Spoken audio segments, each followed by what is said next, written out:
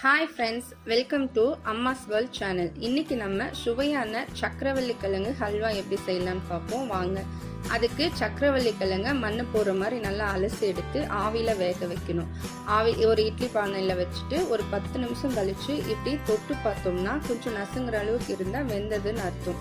அதை எடுத்து தனியாக தோல் உரித்து எடுத்து வச்சுக்கோங்க. கப் அளவு கிழங்க எடுத்து அதை ஒரு மிக்சியில் 1/2 கப்பு தண்ணி விட்டு நல்லா நைஸாக அடித்து எடுத்து தனியாக வச்சுக்கோங்க. இனிப்புக்காக ஒரு கிண்ணத்தில் நம்ம எந்த கப்பில் ஒரு கிழங்கு எடுத்தோமோ அதில் ஒரு 3/4 கப்பு வெல்லத்தை பொடிச்சு 1/2 கப்பு தண்ணி விட்டு நல்லா கொதிக்க வைங்க. இதில் நமக்கு கொதிச்சா போதும், பாகுப்பதம் எதுவும் தேவையில்லை. அது தனியாக கொதிச்ச உடனே தனியாக எடுத்து வச்சுக்கோங்க.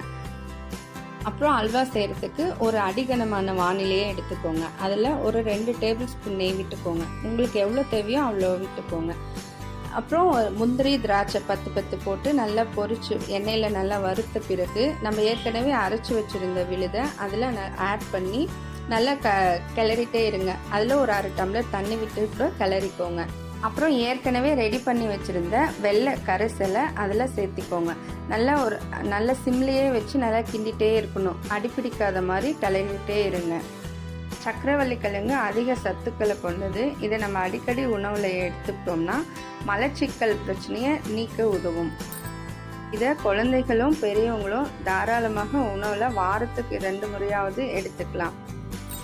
அப்புறம் அல்வாவை கைவிடாமல் கிளறி விட்டு அதில் ஒரு சிட்டிகை ஏலக்காய் தூள், 2 டேபிள் ஸ்பூன் நெய் சேர்த்து இறக்குனா சுவையான சக்கரவள்ளி கிழங்கு அல்வா தயார். இதை பிடிச்சிருந்தா லைக் பண்ணி கமெண்ட் பண்ணி சப்ஸ்கிரைப் பண்ணுங்க. ஹெல்த்தியாக சாப்பிடுங்க, ஹாப்பியாக இருங்க. Thank you friends.